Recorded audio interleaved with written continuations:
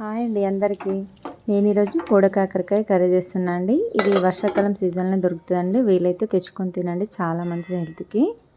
నేను 1/2 కేజీ కాకరకాయలకి ఒక 400 గ్రామ్స్ టమాటాలు తీసుకున్నాను.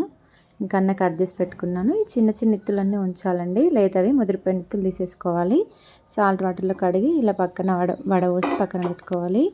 ఇంకా గిన్నె పెట్టి కర్రీకి సరిపడా ఆయిల్ వేసి జీలకర్ర, పచ్చిమిర్చి, కరివేపాకు, ఒక పెద్ద సైజు ఆనియను, ఇంకా ఒక స్పూన్ అల్లం వెల్లిపాయ పేస్ట్. ఆనియన్ కూడా ఫుల్ ఫ్రై అవ్వద్దండి, ఇంకా కాకరకాయతోనే ఫ్రై అవ్వాలి ఆనియన్. అప్పుడు ఆనియన్ మాడిపోకుండా ఉంటుంది. ఇప్పుడు కాకరకాయకు కొంచెం సాల్ట్ వేసి ఆనియన్ విత్ కాకరకాయ రెండు ఫ్రై అవుతూ ఉండాలి. ముందే ఆనియన్ ఫ్రై అయిపోతే మాడిపోతుంది, ఇంకా కాకరకాయ ఫ్రై అవ్వదు. అలా అలా ఫ్రై చేసుకున్నాం. చూడండి, ఆనియన్ కూడా కనిపిస్తుంది. ఇప్పుడు పసుపు వేసుకోవాలి. పసుపు ముందే వేయొద్దండి, ముందే వేస్తే కాకరకాయ గోలం ఉండదు. కాకరకాయ ఫ్రై అయిన తర్వాత పసుపు వేసి టమాటా వేసి మళ్ళీ ఇప్పుడు టమాటాలకు సరిపడా సాల్ట్ వేసి కొంచెం కొత్తిమీర వేసుకోవాలి, టేస్ట్ బాగుంటుంది. ఇప్పుడు మూత పెట్టేసుకుందాం.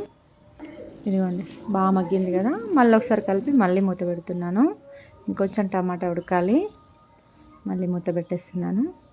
ఇప్పుడు ఈ వర్షాకాలం 2 months అలా దొరుకుతాయి, అంతేనండి. ఇవి వీలైతే తెచ్చుకోండి. ఒక 2 స్పూన్స్ కారం వేసాను, ఒక 1 స్పూన్ ధనియా పౌడర్ వేస్తున్నాను.